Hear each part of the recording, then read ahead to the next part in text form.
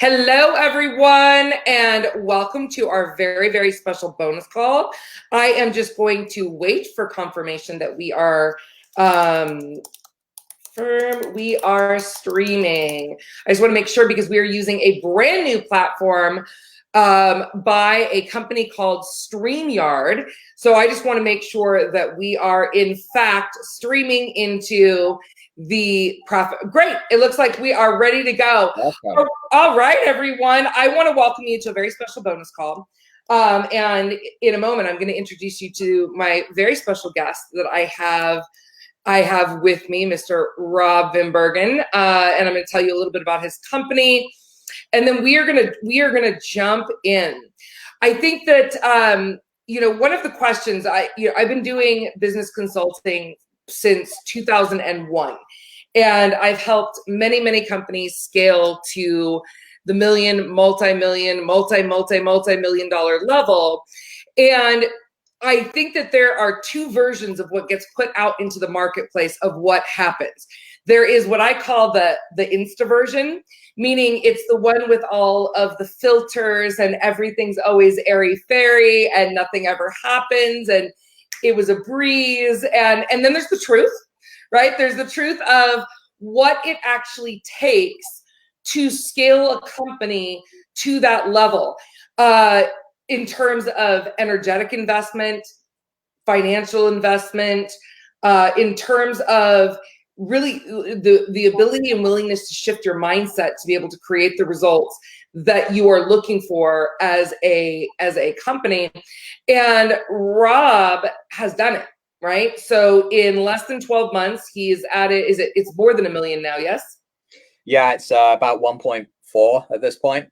$1.4 million to his top line revenue with a very high profit percentage following the profitology process. So I want to introduce him because, and I'm going to actually also give you my insights of watching him do this, what I see that he is doing that I see other entrepreneurs not doing, and the vice versa of that.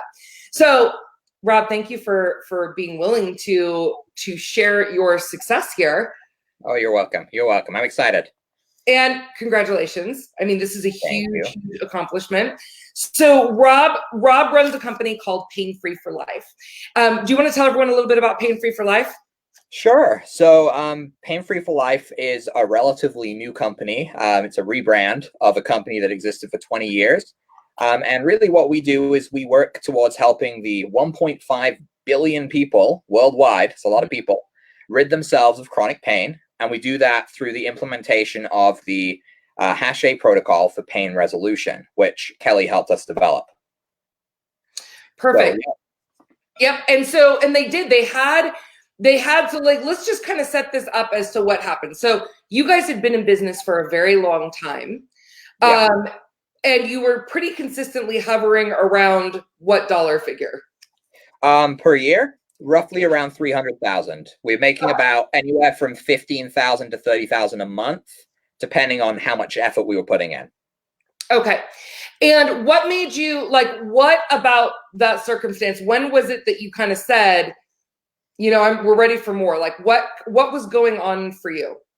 Right. So I suppose for me, I was more of an outsider. I was in business school.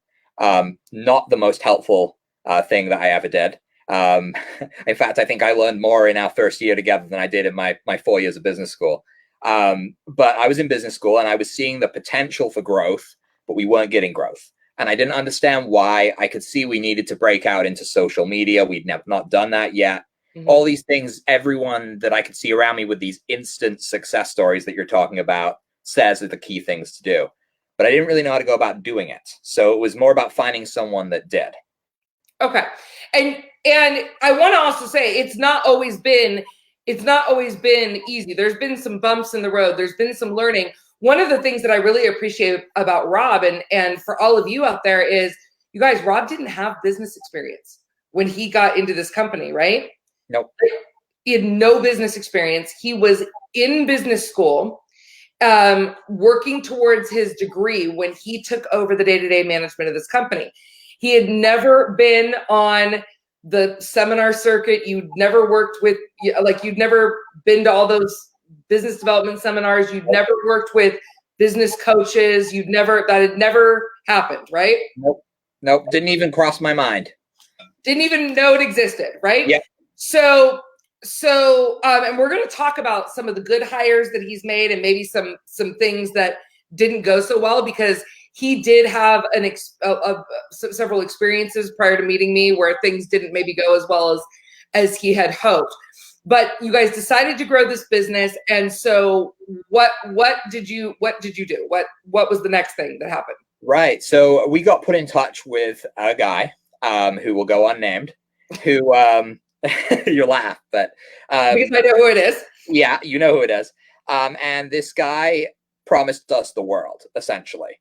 And this is my biggest lesson I've probably taken away from all this, is when someone says they can do everything, they're bullshitting you. Because ultimately we ended up paying him for 6 or 7 months with all these promises upon promises that things were going to happen, and nothing he said he was going to do happened. The only thing is, he introduced us to Kelly. And I think he did that. And now I look back on it, and I think it's probably because he didn't know what he was doing himself. So he thought, let's bring on someone that does, and I'll be the facilitator. So that was really where we got in there. And I'll say it was a frightening investment at first for me, because, as I mentioned, our price line was low. We weren't making much profit. And we knew we had to put up money to get someone that knew what they were doing. It was a big leap of faith, but I would recommend it to anyone now. And I think that's a big thing, is when you're sitting in that place, whether your company is already earning, a couple $100,000, or whether you're brand new, that getting started requires a leap of faith. Yeah. Because you'd already had a bad experience. Yeah, we had a bad experience. And before me, when I was really on the outskirts of this, there were a couple of other people that came in with perceived money, said they wanted to invest in the business, take it big, and then they end up splitting off, taking our information, starting their own company, and competing against us, essentially. So those are all learning experiences for me as well, to keep things close to my chest, not to share with everyone what I'm doing, because when you put something out there, like into the world, someone else picks up on it, and people start to copy you. And we've even seen that recently with people that from what we did with painfreeforlife.com, a lot of people have started to copy the exact same thing, right down to having the so-and-so protocol, right? Yeah. Yes. So, and that happens a lot when you are a market leader, right? When you are a market leader, that's why there's such an important point of being first to market. So we started on this endeavor, and a lot of things happened between this decision to take a leap of faith and where we are now. So let's talk about first of all the strategy component. Right. So prior to meeting Kelly, our strategy involved sell stuff to people that call us. And it wasn't obviously very effective. So when Kelly came in and started to say, okay, this is the business strategy I've laid out for you. We have to start following it, but you guys are going to have to do some of the work. It took us 3 months to do the work. And some of this work was as simple as filling out some forms about what we wanted, because that was how flighty and uninvolved we were in it. And I'd say the whole process of this, Kelly, getting Pain Free for Life from, concept to launch took about a year, didn't it? It did, primarily in your case, because we were working with multiple different entities of their business. So we didn't just rebrand and reposition one business. We rebrand in order to create what we did. We rebranded, and we actually created an entirely new entity. Well, actually, two new entities. Then we repositioned a celebrity brand, and we repositioned a corporate brand. And so it definitely took some time for us to get all of the repositioning and the branding and the branding done in order for us to launch this? Yeah, I think when it came to the strategy, I was shoddy at following it at first. And I think a lot of people may be in the same situation. But when I started to follow it, that's when things started to go right. So let's talk about that. Why do you think, I'm just curious, for those people that are listening and who are looking for, into their own self, why do you think you were shoddy about following it? Like, what was going on for you? I think I was looking for that insta million that you were talking about at the beginning here. Like, I was looking for, well, I've already got something pretty good going on here, and I know that down the line we're going to be launching a newsletter or something like that. So I want to start doing that now because I want money now. And so I was looking too much at the now and not enough at the future. I think that is something now we're planning everything out a year in advance to make sure that everything is on key. And one of the major advantages to that has been that the profit shoots up, because when everything aligns properly, people are willing to spend more money. I remember, I sort of cheated on our strategy at the beginning, first few months, and I put out a small YouTube video series of about 4 videos. And after I told you about it, after I'd done it, you were like, you shouldn't be doing that. Why would you do that? You've ruined the surprise of bringing it all out at once when it's ready. And I thought, I'm making some sales. I'm happy with this. This is great. But now, to the same database, when we launched Pain Free for Life, we put out a newsletter. We made about 10 times the money off of that newsletter than we made off of me sending out my little free YouTube video series. But I think we would have made even more, because those people that bought little bits at the time then would have bought more later if the strategy and everything had been lined up properly. We had a book ready and we had videos ready to go with it, and the website was properly up. And now that content that I made ahead of time is useless because it's with my old branding. It's it's not well filmed because we didn't have good camera equipment. So everything is sort of necessarily clear in the message yet. Like, exactly. We had done the messaging, but you hadn't integrated it. No, and I think integrating the message goes beyond integrating it in the business. It's integrating it in you too, right? And I felt so challenged by that, because my perception of my company had been this one thing for years, and then to suddenly integrate things in that are going to make me more relatable to other people, even though they're things we've been doing, but I didn't figure that they were worth saying I was doing. Right. Doing that was scary and hard because it was changing my habits. And I think that's going to be a challenge for everyone, really. Right. And the way you operate your business now versus the way you operated it then is just, it's a completely different come from in how you show up as the leader, as the CEO in your business. Right. I mean, so speaking of CEOs, I bet you we got a bunch of CEO profitpreneurs here in the comments. You guys know how anal retentive we can be about wanting to share our stuff. I'm the guy that spent a year doing all of my own stuff, despite the fact that it took me 20 times longer than it would have if I'd hired out, because I didn't want to let go. Not because other people couldn't do it. And I tell you, the team I have built now can do their jobs better than I could do any one of those jobs.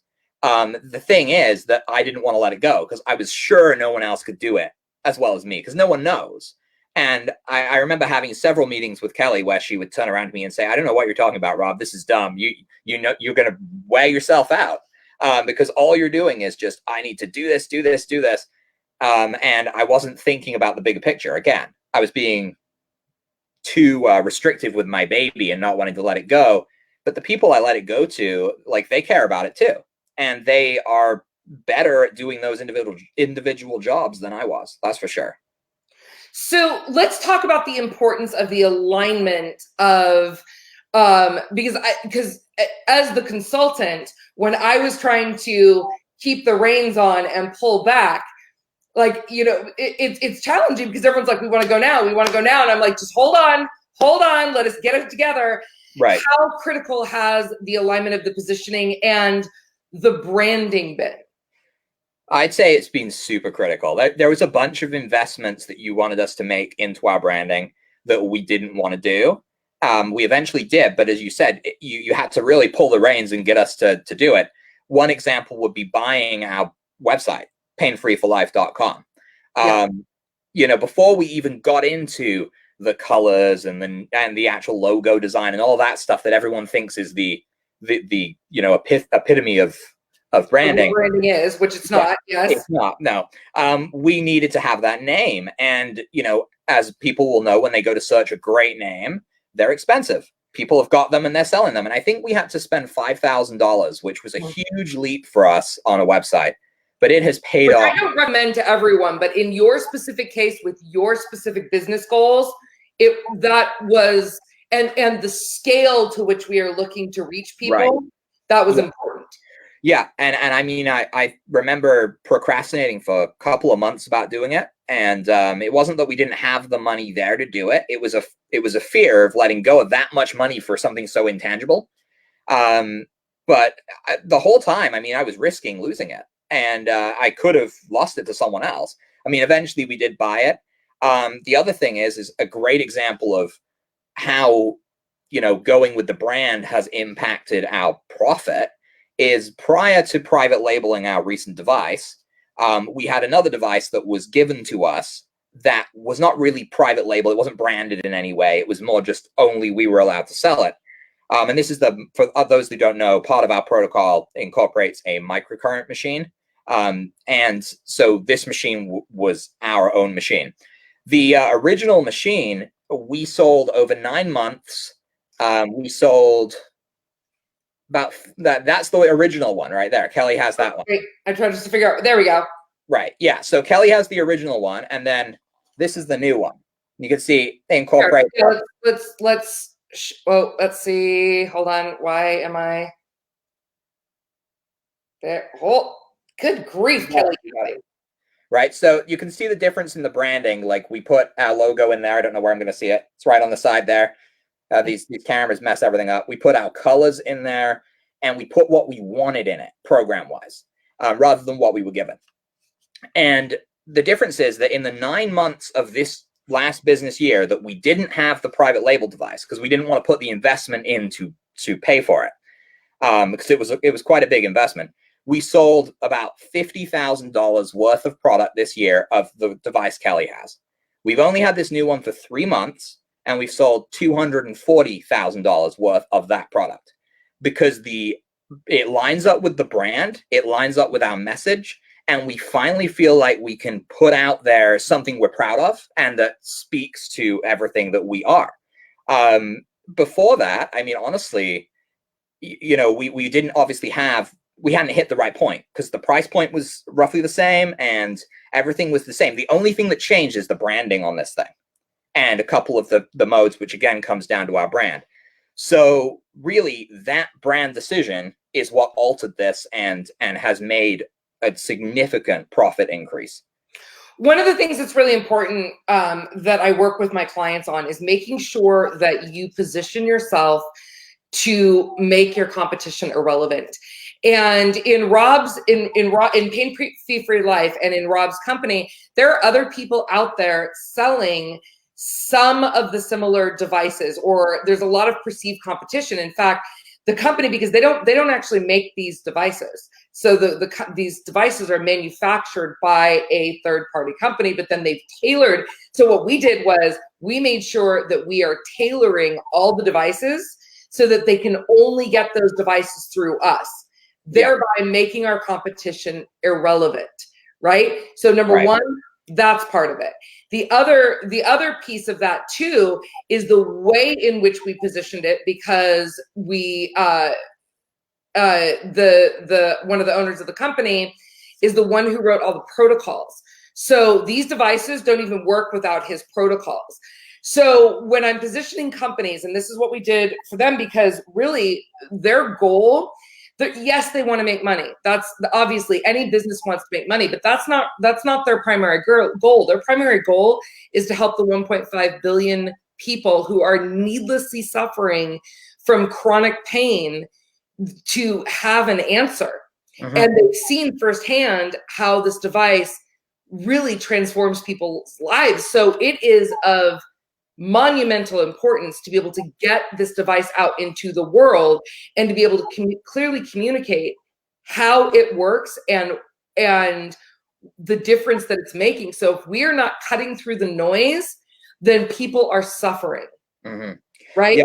Oh yeah, and there are people out there, companies out there that will exploit that fact. We have, as you say, perceived competition who sell devices with half as many features for $7,000. So the price point is not a friendly price point to help people get rid of their pain. It's a price point to make loads of money, and they're manufactured by the same company. So as you say, we know, like, the cost can't be that high because we've got a better device and we're able to equal this out here. So, the mission is definitely not to make money. The money is a byproduct. But as people that have, experienced loads of clients that are at their wits' end, we want to be able to help people. And people are better served helping themselves than spending hundreds of dollars at their practitioners weekly, Absolutely. So that's another key writer downer. This company is mission driven, right? It's, yes, the revenue is fantastic. Do you know what that also means? They can help more people because now they have more money to reinvest in spreading the message, right? One of the things I want to share with you as far as the marketing strategy is that in this year, so basically year one, it wasn't quite a full year. I think it was like 8 months. It was really nailing down the strategy of what they wanted to do and rebranding these multiple different entities. And these are not small entities. Like if you go and look at their sites, it's not just like, hey, we're going to throw up a new logo on a site. I mean, literally it was like redoing, it's like redoing devices. It's redoing everything about what we've done. It's redoing the manuals that go with the devices. So it took a good chunk of time to get that done. Year two was really where the rubber hit the road, right? So for year one, we didn't see much of for that first year, we didn't see much of a jump. But when we actually got to market and we started marketing very consistently is when we saw everything skyrocket. And so I think, what did you notice about, because here's what I want you guys to know. We never bought one ad. Never once. No ads. We did not make any, as far as marketing goes, we did not go out and invest in huge sponsorship booths. We didn't, we didn't pay for celebrity endorsements. We used a very simple strategy over and over and over and over and over again. We just changed the topic. Yep. Did the same thing over and over again. So what do you want to say about that? Yeah, I think that was a huge thing. You're right. We started about in March picking a topic, and we looked at the topic and we would say, this month is focused on eye health. People that have eye disease that they can't deal with, it's causing them all sorts of problems. So we wrote, we didn't write, we have copywriters, right? Because we outsource, like, we get blogs written to create content that can be found by people. We created a report that could be downloaded, so it was a lead magnet for that topic. And we usually put, for this past year, we put a product that was related to that topic on sale to give them incentive to drive in and get it now while they could. And we did that in March. And March was the first month we broke 100,000 in 1 month. And then we copy and pasted that with different topics through the rest of the year. Mm-hmm. And now what we're seeing is people come back to one topic or the other because we have all that organic content now. So it's all sitting on our blog. We have different reports for different topics. If people want to learn, we have different funnel systems that lead to all of those different topics that we utilize. And this is the other thing I want to mention. How big is they do not have a huge database at all. Yep. How big is your database? It's under 2,000 people.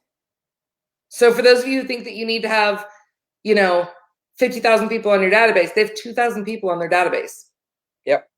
Yep, 2,000 people. And one thing I can say that's huge about those 2,000 people is customers are loyal to this brand. The amount of repeat customers we have now that we've built this brand up is huge. People will spend an initial few thousand, but the average customer spend is $8,000. And that's because really they've bought every product we offer. And beyond that, they also refer their friends. So we're constantly seeing growth that way. As Kelly said, no ads. So we're creating content that people are finding, or the current database is liking and sharing with their friends. And then their friends are coming in and getting the products as well. So that's really being growth. Now, I want to say a caveat here. For those of you who are watching this and you're thinking, oh my God, this is amazing, I'm going to go and do that too. I'm going to just copy exactly what Pain Free for Life did. And then I'm going to have, and I'm not talking about like their actual, because whether it's in your, your interior design business or in your legal business or whatever, here's the thing. This strategy worked for their business, right? Because of their specific product and their specific buyers. So you have to have a market to message match. So this worked for these buyers. The first thing that we did was get intimately aware with their specific buyers and how they buy. And then really for what we've been doing all year long is kind of training them, right? Yeah. Training them how to purchase from us and how to work with us in terms of getting their solutions and their needs met. So so you can't just necessarily go and like take the strategy and put it in my business and it'll work the same. That's not actually how marketing works. And I think that's where a lot of entrepreneurs fall down, is that they are looking to see what everyone else is doing, and then they want to copy it, and then they think it's going to work for them, and then for whatever reason it doesn't, because A, it's either not working for the people that they're copying, or it could be, or B, there's a lot of stuff going on in the background that they don't know about, right? Or it just isn't going to work for their buyers. Right. Yeah. I think that's really important. So let's talk about the three biggest mistakes that you made. What are the three biggest mistakes that you think you made in this endeavor that you would do differently now? Mistakes. Okay. Okay. So number one, going with, as I think I mentioned this earlier, going with someone that says they could do everything. That was huge. Like, honestly, having a diverse team versus someone that thinks they can do everything has to have so much more value to it. Because not only even if one person can do everything, chances are they don't have the time to do everything you need. Right. And also not thinking that you can do everything, because I'm guilty of that to the umpteenth degree. It took so much convincing for me to build. I think now I have a team of about 9 different people doing different jobs. Even to get me onto one person took Kelly like prying me. I mean, the short of coming down and dragging me by the ear and forcing me into conversation with someone, that's pretty much what it took to get me to do that. I think that has panned out the most. If I had, and the mistake I made was not doing that sooner, because that really, it burnt me out. And I'm guilty of that. The last mistake I made, I think, is giving up all of my free time to try and do this faster, because I honestly don't take time for myself. I spent the better part of a year not taking time for myself, and I got myself to the point where I was burnt out, because all I was doing was trying to run this business. They call it hustling, essentially. That's really what I was trying to do. I would avoid that, because I think when you have strategy and you align things up, everything falls into place and it starts to work for you. I see people in PBI all the time. They're getting their first clients and their second clients and their third clients because they're building traction, and they're able to actually do it because they're probably doing the work and working their strategy, working their brand. And I didn't do that to start with. I would recommend that you just follow the profitology process. Do it. Yeah, it really is important, and it's important for us as leaders so that we have that fresh perspective, because if we are burned out, then we can't be of service to our clients and our teams and our companies in the way that we need to. So right. It's actually such an important piece of being a CEO. What do you think the three best decisions that you made in your business that really helped align yourself to this result? Honestly, I think the biggest one was becoming a private client, because I think if I hadn't, I think if I hadn't done that, I wouldn't have had I am not very well self-motivated. I found I am better now. Now that I have a strategy, I'm more willing to go there. But before, I was not easy to motivate. If any little bump in the road came along, it would crash me. I would like fly high while things were going great, and then a customer complains about something and I crash, and I'd be like, why am I even bothering? Like, this isn't worth it. Having the private, like, one-on-one sessions has enabled me to create business plans, to run decisions by you. I mean, I'm pretty sure I run every decision through you, because I'm trying to make sure that I am within strategy. And most of the time now I've gotten to the point where I am, but there's the occasional you're doing really good. Right. I mean, but there's the occasional thing that I'm like, let's do this. And you're like, how about no? How about do this instead? So I think, that's been huge. And I think for a lot of people, it may be, again, a scary investment, but the investment up front was well worth the return. And, I can speak for myself, but also the other two people in the business that, we're constantly like, well, let's ask Kelly what she thinks. Let's get Kelly's advice. Let's make sure that this is within our strategy, or if we need a new strategy. Because and I think, and I appreciate that. And I think it's really, here's what I think is important about this. You cannot read the label of a bottle from the inside. So you need someone, we all do. I do. We need someone who's outside of us, because everything, like if we're thinking of it ourselves, we're probably like, oh, this sounds great. But then sometimes you don't see those things. Well, wait a minute, or sometimes, you can get myopic in an idea and you don't realize the consequence of where that's going to go. So always making sure that you surround yourself with someone who's holding that vision for you, whether it's me, or someone else that's holding that vision for you and kind of giving you a prod when you need it, but also kind of pulling you back when you need to slow down. And I'm actually surprised that you say, because I don't remember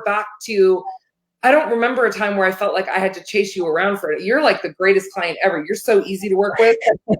I think and you do what I say, which is fantastic. I think I took my time doing things more than I should have done. But I don't want to sit on that for too long, because I do want to talk about my other two. Yes, tell me the other two, please. Yeah. Okay, so profit coming first was something I had to really put into perspective. I know that seems silly, but I had an emotional attachment to other things, to other platforms that I'd used in the past. Like, we now use Shopify for our store. Before, I used WooCommerce, I think they call it. And I also had an emotional attachment to products that were not worth my time. And I remember there's so many of these sorts of devices, I wanted to sell them all. Again, emotional attachment. I'm like, well, what if someone comes to my store looking for that one and I don't have it? Then they're going to go somewhere else and buy. So putting profit first as to what, my brand requires me to have, not 50 options, because then no one's going to ever be able to make a decision. I'm required to have a small selection for people to choose from, but also ones that actually are worth my time and money. Reorganizing our store was huge for me, and I think that was only done because I was looking through that perspective. And lastly, I would say that, invest in your own business, because I think a lot of people are looking to do things cheaply, and this may not apply to everyone, but if I had known that the investments I've made could have made a difference years ago, I would have pushed for them sooner. Whether it's getting the store, private labeling my devices, all these things were things I was like, oh no, I don't want to spend that much money. I can't do that. But everything, when it's strategically thought out, these investments, they totally pan out, and it happens every time. I will tell you that the biggest differentiator and why they got to, I want to say this because on your behalf, is they switched from an instant gratification mode to a long-term, that he flipped himself into CEO mode. He started thinking like a CEO of his company, and he started really holding the bigger picture vision. And from that place, he changed how he was making decisions. So when you are constantly in the hustle and grind, you're like, whatever's next, whatever's next, whatever's next. I need money now. I need cash. I need this. And when you're operating that way, it can cause a lot of expensive mistakes, and even something, you guys may think like, changing shopping platforms. That is a huge endeavor. That is a huge, huge, huge endeavor. How many products do we have? About 65, I'd say at this point, including supplements and courses and all that stuff. Yeah. Yep. And I thought it was even more than that when we started. It was about 120 something. So that means changing 120 individual products over onto an entirely new platform and redirecting traffic and rebranding stuff. Does that make sense? It's like, it was not a small endeavor, but he made that decision from the long-term basis that it was an investment in his time and money he was willing to make, which is now paid off tenfold. Yeah. Okay.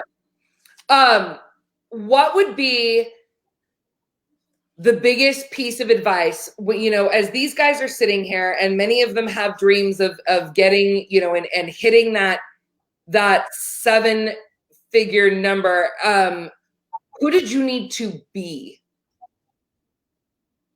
as a leader of your company? Who did you need to be? Yeah, I think I would say I had to be a person that was willing to do the work, but also give up control. This 7-figure stuff didn't happen until I started to give up control. I had to give up control. That would mean give up control. Outsourcing, making sure that I'm not trying to do everything myself, because I was originally trying to write a blog post a week. I was originally trying to write books, edit books. And why were you trying to do that? What was going through your mind? What was going through my mind was no one else can do it. I'm the only one that's a specialist in my field, and I'm the only one technologically advanced enough from the three of us here to be able to put it out there. So I was managing my social media. It was 2 groups now, because we've got a private and a public group. I was managing my Facebook page. I had to manage Instagram. I had to manage my blogs. I had to manage my emails. Everything was on me. And it takes me a lot, not only that, but it took me a lot longer to do it. I mean, to prepare the brand, get it to the point where it's at now, because I need to do all of this myself, because I'm the only one that can. I think that's why it took, I know we were building 2 brands, but I think if I buckled down with help, it wouldn't have taken so long. And part of this was I had no team at the beginning, really. And why is that? Because I think there's actually something else aside from just the fact that you thought no one else could do it. Right. I didn't want to put the money out for them. Yeah. Yeah. Right. I didn't want to, why would I pay a bookkeeper when I could just come up with a spreadsheet myself at the end of the month? And it was only when I switched my mentality to look at it like you told me to. You were like, Rob, every time you were doing something, that takes like $500 out of your pocket for an hour. So if you can save time by giving that $500 to someone else and getting them to do it and save you all that time, then you should be doing it. And I started out slow, but as I said, now I've gone from 1 person helping me to 9 every month to make sure everything flows smoothly. And every time I take someone else on, it's more money out, but it's more time, so it's more money in. Yes. And I think that one of the things that I saw you do was you started to trust the process. Right. Yeah, absolutely. Because once it started to work, I got it all set up and it was working. I'm like, that's unbelievable that we did 100,000 this month. It won't happen next month. And then it did. And then, it won't happen the 3rd month. And then it did. Well, maybe something's going on here. Maybe we're onto something. And then it just continued to grow and grow and grow. So as you say, I trust the process. I knew this process works. I got to keep going with it. So what are you gonna do differently next year? What are the things that you are going to be adding in next year? And as the leader of your company, how are you going to be like, what are the things you're going to bring in for yourself next year? Because our plan is to minimally double. Right. The revenue. So absolutely, and it's funny because everyone here is probably going to be familiar with the term, but collaborate to accelerate. This year has been a lot of internal work. As you said, we've been building the brand. We did 4 blog posts a month. We wanted to have content so Google could find us. And we really worked internally with our database. This is about growing our list now. As you mentioned, we've done this with under 2,000 people in our database. We haven't run a single ad. We're starting to look at running Facebook ads, which should be launching this month. We did a collaboration with another alternative doctor in December, and I cut him a check for $32,000 commission because he has a bigger database and he wanted to do a show. And so he promoted our product with us. Leveraging other people's networks. Guys, does this sound familiar?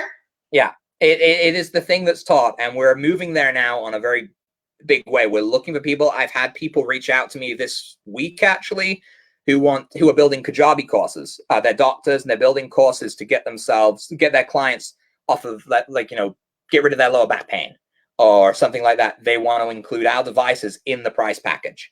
So everything is about now reaching out to other people, leveraging them, and making sure we get our message out there, really. That's the strategy, that's the plan, and I'm committed to that. Perfect. And then what about also your role in the company? How are you going to show up a little bit differently as a leader? Because really getting to that first million or plus is one level of leadership, but then getting to the 3 requires a different level of leadership. So what are some of the things that you're like, this is what I'm going to be working on as my own, as a leader in my company?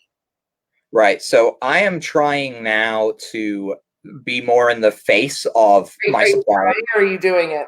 I'm doing it. Sorry. I'm being more in people's faces. I want to be going on more things like this where I talk about what we do. But it's important for me as well to have my voice heard, because I have grown from being a pushover to not being a pushover anymore. And I feel that my brand's potency now is enough that I can leverage what I want from other people. And I've been able to do that with my suppliers.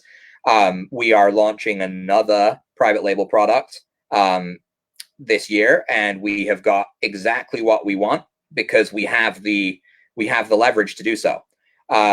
So really, I'm bringing myself to the point where I'm looking more at the fine line and thinking, how can I increase profit on this? How can I increase profit on this? I want to raise these things and leave all the jobs I used to do to other people who are better suited to them, who have learned the brand over a year, and who are willing to do it so that I can, help this grow, because it needs that push. It needs us to be able to reach out, and we need to have a face of it, someone that's willing to do it. And I want to be that face. I love it. I love it. I love it. All right, you guys, if you want to connect with Rob, we will go ahead and we will put his information down here below. If you know of anyone suffering from chronic pain, please do share his website. It's painfreeforlife.com. We will put all of his information down below so that you can connect with him. And for those of you who might be interested in working with me privately, I am only going to take 4 private clients for 2020. So you can go to my website and you can click on Work with Kelly and apply to see if that is a good fit for you, if that's something you're interested in exploring. Rob, congratulations. I'm so thrilled for you. And I cannot wait to see what you do next year. You guys remember, it's not about doing more. It's about doing the right things over and over and over and over again consistently to create the result. And the other piece to that is your business is only going to grow to the extent that you do.